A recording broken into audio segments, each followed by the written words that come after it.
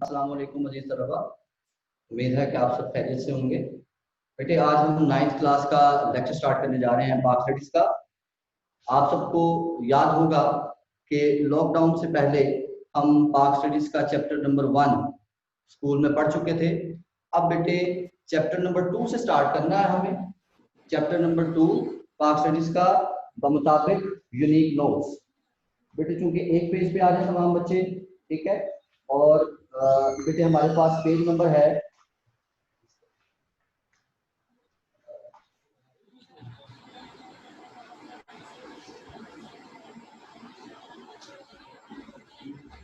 63। Page number है बेटे हमारे पास 63 और क्वेश्चन है हमारा अलीगढ़ मूवमेंट के हवाले से, तहरीके अलीगढ़। तमाम बच्चे पहुंच गए पेज नंबर 63 पे। Tehreek-e Aligarh chapter number 2।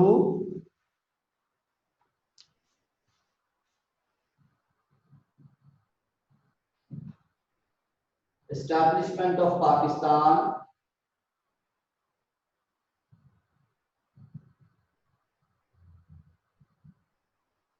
यानी पाकिस्तान का कयाम, मेकिंग पाकिस्तान भी इसे कह सकते हैं, पाकिस्तान का कयाम। अच्छा बेटे पाकिस्तान का कयाम तो 1947 14 अगस्त को हुआ। हम इसको सिंपल सादा मानूंगा इस तरह। लेकिन बेटे जिस तरह आप एक बिल्डिंग देखते हैं, एक इमारत देखते हैं, उस इमारत की मजबूती का दारोमदार उसकी बुनियाद पर होता है। यानी उस इमारत की बुनियाद जितनी मजबूत, जितनी तवील होगी, उतनी ही वो इमारत, वो बिल्डिंग मजबूत होगी। तो बेटे पाकिस्तान तो जो बना 1947 से और उसके बाद वो तो ऑनवर्ड हमें जाहरी तौर पर जो उसकी बिल्डिंग है वो नजर आ रही है। असल में जो उसकी बुनियाद है, असल में जो पाकिस्तान के लिए कोशिशें, जो एफर्ट्स की गई, जो उसकी इस्टेब्लिशमेंट के लिए जो माजी गुजरा है कमो बेश 90 साल का, जो अंग्रेजों के तसल्लुत का और 1857 की जंग आज़ादी के बाद वॉर ऑफ इंडिपेंडेंस 1857 में हुई, उसके बाद जो मुसलमानों का यहाँ पर दौर गुजरा है, सर सैयद अहमद खान फरमाते हैं कि जो 1857 की जंग आज़ादी के बाद का दौर है, अगर उसे कोई वहां पर जो शख्स, जो लोग जिन्होंने देखा, सैयद अहमद खान उसकी तर्जुमानी करते हुए कहते हैं, अगर मैं ये कहूँ तो ये बेजाना होगा कि आसमान से कोई भी आफत, कोई भी बला उतरती थी तो वो सीधा मुसलमान के घर जाने का पता पूछती। यानी इतनी सोबतें, इतनी मुश्किलें कि जो भी आसमान से कोई मुशक्कत, कोई बला आती थी, वो सिर्फ मुसलमान के घर के लिए आती, सब कॉन्टिनेंट के मुस्लिम्स के लिए। तो बेटे यहाँ के मुसलमानों के लिए वो दौर बड़ा मुश्किल था। और इस दौर में सर सैयद अहमद खान ही एक ऐसी पर्सनैलिटी है, एक ऐसी हस्ती है जिन्होंने मुसलमानों को ऐसी मुश्किल हालत में फिर दोबारा से वो एक रोशनी, एक उम्मीद की किरण दिखाई कि वो फिर दोबारा इस गुलामी की जो जिंदगी है इससे निजात पाकर खुली फिजा में, आज़ादी की फिजा में सांस ले सकेंगे। तो बेटे हमारा पेज नंबर 63 पे पहला क्वेश्चन है तहरीके अलीगढ़ के हवाले से। यानी क्वेश्चन है तहरीके अलीगढ़ पर सियासी, समाजी और तालीमी पहलुओं से रोशनी डालें।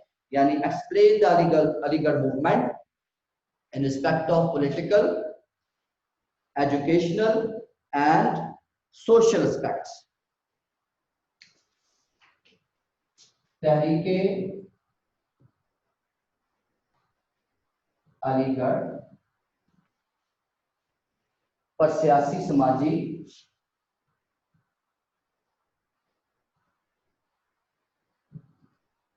और तालीमी पहलुओं से रोशनी डालें।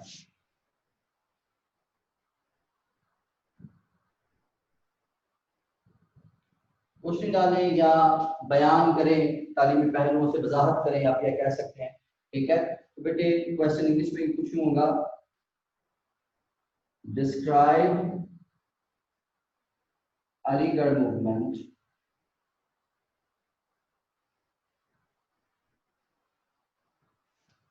in political, social and educational aspects.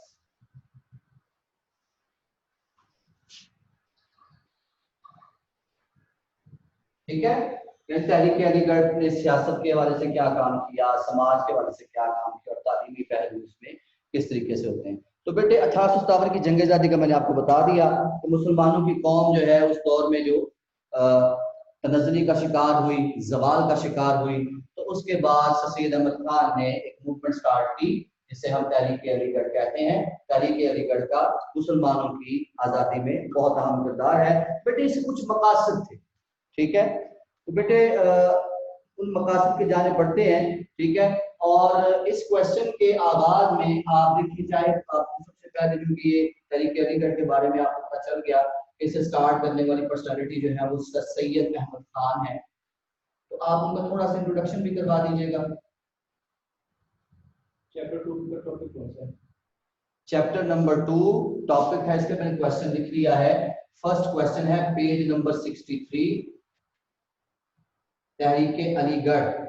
ये क्वेश्चन लिखा हुआ बेटे, तहरीक अलीगढ़ पर सियासी, समाजी, तालीमी पहलुओं से रोशनी डालें, यानी अलीगढ़ मूवमेंट। अगर आप बुक से पढ़ रहे हैं, बुक से देख रहे हैं, टेक्स्ट बुक से, तो तब बेटे आप इसको आसानी से लिख सकते हैं। अलीगढ़ मूवमेंट के बारे में बात कर रहा हूँ, ठीक है। नोट्स के मुताबिक पेज नंबर 160 पर, पेज नंबर 63 पर ये जो है वो क्वेश्चन है, ठीक है। नोट्स पे पेज नंबर 63 और ये क्वेश्चन है, और बुक के मुताबिक अलीगढ़ मूवमेंट या तहरीक अलीगढ़। क्लियर हो गया बेटे? तहरीक अलीगढ़ या अलीगढ़ मूवमेंट, ये टॉपिक है बेटे। पता चल गया? अगर पता चल चुका है तो ओके करके बताइए, ओके टाइप कीजिए। अच्छा बेटे, तो आज हम बात करेंगे सबसे पहले सैयद अहमद खान के हवाले से कि सैयद अहमद खान कौन थे, कब पैदा हुए, कहाँ पैदा हुए। बेटे सैयद अहमद खान तारीखी एतबार से किसी तारुफ की मोहताज शख्सियत नहीं है। सैयद अहमद खान ने 17 अक्टूबर 1817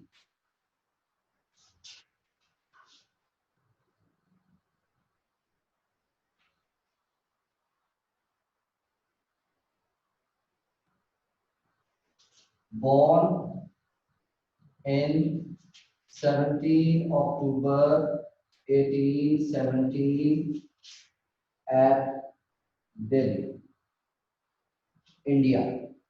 दिल्ली में पैदा हुए थे, ठीक है। सैयद अहमद खान 17 अक्टूबर 1817 को दिल्ली में पैदा हुए, ठीक है।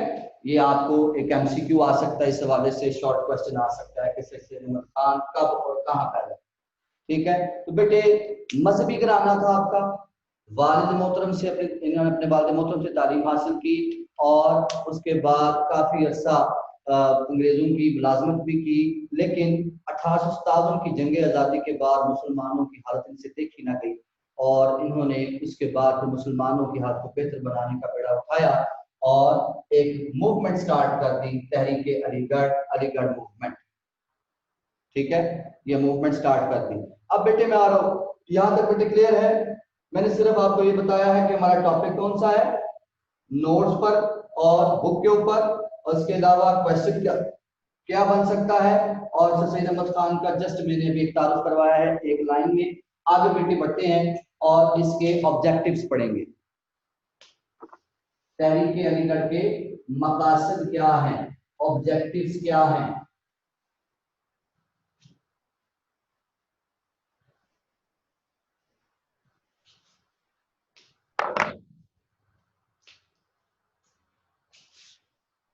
हम ये लॉन्ग क्वेश्चन कर रहे हैं, ठीक है, अबाउट अलीगढ़ मूवमेंट, हमने इंट्रोडक्शन पहले बताना है, यानी तारुफ सर सैयद अहमद खान का, जिसके बारे में बताया आपने कि वो कब और कहां पैदा हुए। नंबर 2, अब हम बताएंगे ऑब्जेक्टिव्स, मकासद, तहरीक अलीगढ़ के मकासद क्या थे। बेटे सबसे पहला मकसद क्या था कि make a confident situation between Muslims and Britishers, यानी मुसलमान और अंग्रेजों के दरमियान इत्मीनान बहाल नहीं था, कोऑर्डिनेशन नहीं था। ठीक है,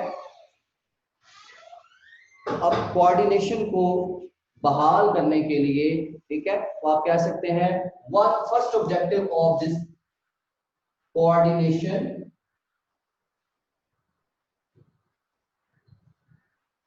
between Muslims and Britishers, अंग्रेज और मुसलमानों के दरमियान ताउन। ठीक है, पहला मकसद इसका। ठीक है, हम ये मकासद ऑब्जेक्टिव देख रहे हैं, कम से कम 3 ऑब्जेक्टिव बताने हैं बेटे आपको। पहला मकसद क्या है, coordination between Muslims and Britishers, अंग्रेज और मुसलमान के दरमियान ताउन पैदा करना, ताउन। ठीक है, उसके बाद है जी मुसलमानों ने बड़े सनी में जदीद उलूम और अंग्रेजी जुबान सीखने की तरफ राग़िब करना। मुसलमान जो है उस दौर में अंग्रेजी सीखने के लिए खास तौर पर तैयार नहीं थे। ठीक है, तो लिहाजा दूसरा मकसद क्या था, जो मुस्लिम्स को, यानी उन्होंने इस हवाले से बताना है कि मुसलमान जो है वो अंग्रेजी को बुरा ना जाने, they consider as a state language, they should consider English as a state language, as a educational subject. It's just a language, nothing more. हम उसको पढ़ने से हमारा मजहब तो नहीं छीन सकता, क्योंकि मुसलमान जो है उस दौर में अंग्रेजों से काफी मुतनफर हो चुके थे, तो तालीम से भी ये बात किसी हद तक ठीक भी थी। ठीक है, ये बात किसी हद तक उनका ये सोचना कि अंग्रेजी जबान हमसे हमारा मजहब, हमारी तारीख मसक कर देगी, हमारा इल्म बदल देगी, ये बात सोचना मुसलमानों के लिए किसी हद तक ठीक भी है। ठीक है, क्योंकि कोई जबान चेंज हो रही है, जो लोग यहाँ पर पावर में हैं वो कुछ भी लिखेंगे, कुछ भी पढ़ाएंगे, इसमें कुछ उनको रोक नहीं सकेगा, तो मुसलमान पहले ही उनके अंदर। ठीक है, तो लिहाजा बेटे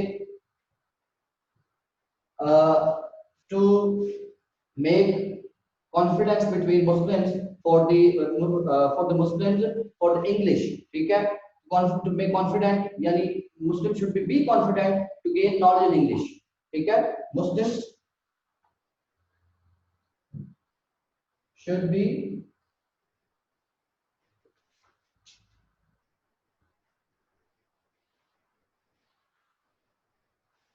confident to learn English या reduce ambiguities about English language. ठीक है, कि यानी मुसलमानों को आप इंग्लिश लैंग्वेज की जो बुरी बातें हैं जो उनके ज़हन में है, मिसकंसेप्शंस है, आप ये कह सकते हैं। ठीक है, eliminate the misconceptions about English language, ये हम कर रहे हैं। एलिमिनेट मिसकंसेप्शंस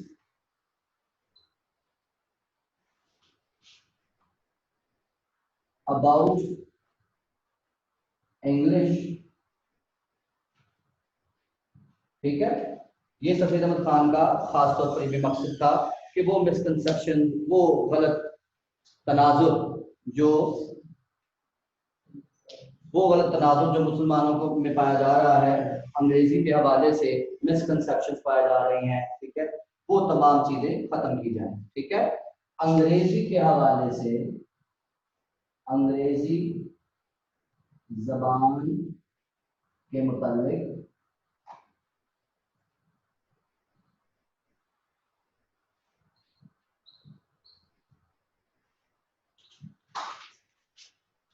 गलत फहमी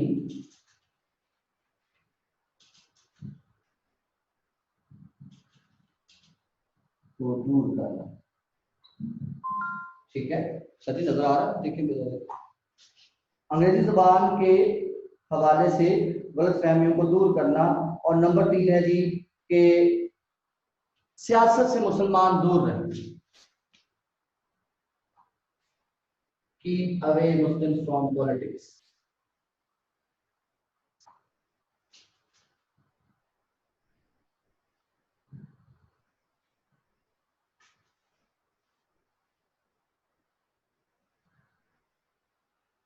मुस्लिम्स को सियासत से दूर रखना।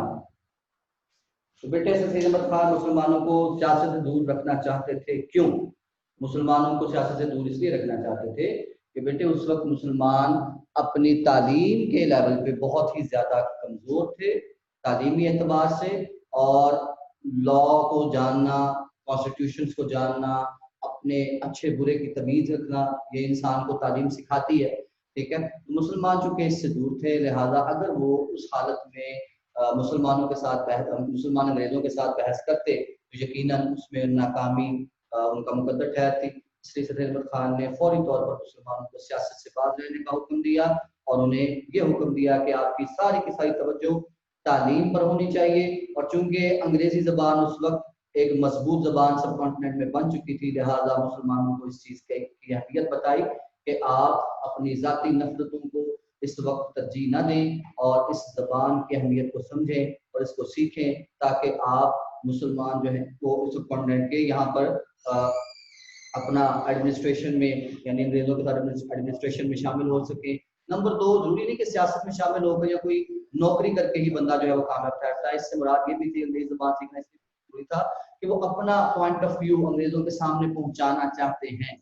तो ठीक है, अगर वो पहुंचाएंगे तो किस तरीके से पहुंचाएंगे? वो मुसलमानों की जबान को नहीं जानते। ठीक है, तो अगर मुसलमानों की जबान उनके साथ बात करेंगे तो अपनी जबान की हर कोई रिस्पेक्ट देखता है, जब कोई इज्जत देखता है तो वो बात सुनने के लिए तैयार होता है। इसलिए अंग्रेजों की तरफ से ये एक उनका पहलू देखा गया कि जब उनसे कोई इंग्लिश में बात करता है तो वो उसकी बात को सुनते हैं, समझते हैं, अपनी जबान को तरजीह देते हुए। तो लिहाजा मुसलमानों को बताया गया कि आप अपने मकासद के हसूल के लिए इंग्लिश को सीखें, जाने, ये ठीक है जी। तो बेटे आज हमने अलीगढ़ मूवमेंट जो है चैप्टर नंबर 2 का फर्स्ट टॉपिक है अलीगढ़ मूवमेंट, इसके बारे में जाना।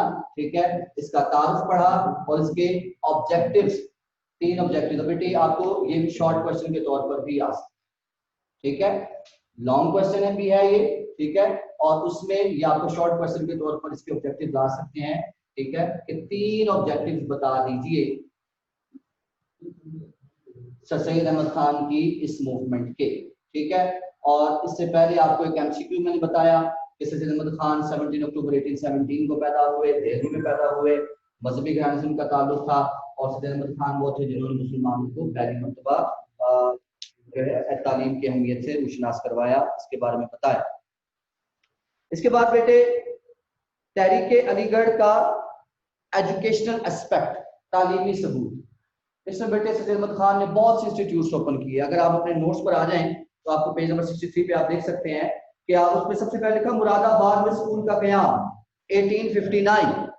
1859 में सैयद अहमद खान ने मुरादाबाद में स्कूल का कयाम किया ताकि देखें ना, वो मुसलमानों को तालीम हासिल करने का कह रहे हैं, तालीम हासिल करने का कह भी रहे हैं और तालीम हासिल करने का कहने के बाद उसका प्रैक्टिकली प्रूफ भी दे रहे हैं उनकी मदद करने का। उन्होंने एक स्कूल बनाया मुरादाबाद में।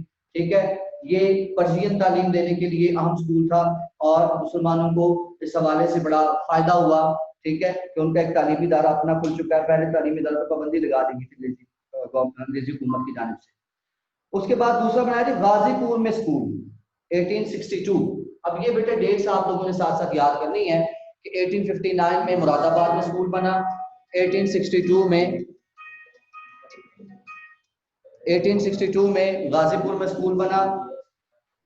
और इस तहरीक का, अलीगढ़ मूवमेंट का सबसे अहम स्कूल MAO स्कूल। बेटे MAO ये मैंने जो लिखा है यहां पर, को बता सकता है कि MAO की फुल फॉर्म क्या है? अगर किसी बच्चे को पता है कि MAO की फुल फॉर्म क्या है, जरा कमेंट में बताइए। What is the full form of MAO? जी बेटे, सर देखिएगा चैट खोल के, कोई बच्चा बताता है।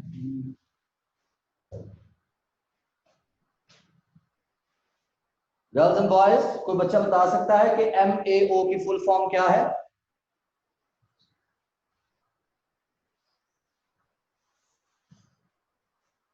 चलें मैं बता देता हूं, इसकी फुल फॉर्म है बेटे मोहम्मदन एंग्लो ओरिएंटल।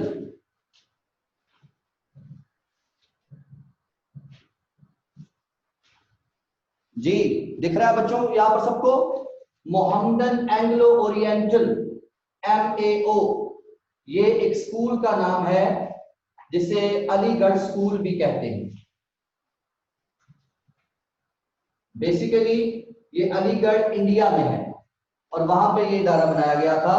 ठीक है, एक MAO स्कूल लाहौर में भी, MAO कॉलेज लाहौर में भी है। ठीक है, वो भी इसी की एक शाख है, इसका शाखसाना है, इसकी ब्रांच है। ठीक है, नाम भी उसका यही है। तो बेटे बेसिकली ये इदारा जो है वो इंडिया में बनाया गया था, अलीगढ़ में। ठीक होगा बेटे, मोहम्मदन एंग्लो ओरिएंटल बनाया गया। इसी तरीके से मोहम्मदन एजुकेशनल कॉन्फ्रेंस भी बनाई गई। ठीक है, तो बेटे आप लोग इस चीज को अब याद कीजिएगा। ठीक है, और आज का आपका जो टास्क है वो क्या है कि आपने एजुकेशनल सर्विसेज, तालीमी खिदमात, जिसमें मैंने आपको बताया कि इसमें मुरादाबाद, गाजीपुर और MAO school, Mohammedan Anglo oriental और फर्दर इस पूरे टॉपिक तक आपने इसको रेडी करना है, इसकी रीडिंग करनी है और इस क्वेश्चन को लर्न करना है, याद करना है। और इसके बारे में आप लोगों ने खुद मुझसे पूछना है, जो भी आपको कोई इसके ऊपर कोई क्वेश्चन हो। ठीक है, कोई लफ्ज अगर समझना है तो यहाँ तक आज हमने पढ़ा एजुकेशन सर्विसेज तक। ठीक है, आपने इसमें इसकी डेट्स याद करनी है खास तौर पर और इनके बारे में मुझसे पूछना है जी। ओके जी, आज के लिए बेटे इतना ही काफी है। अल्लाह हाफिज, कल मुलाकात होगी।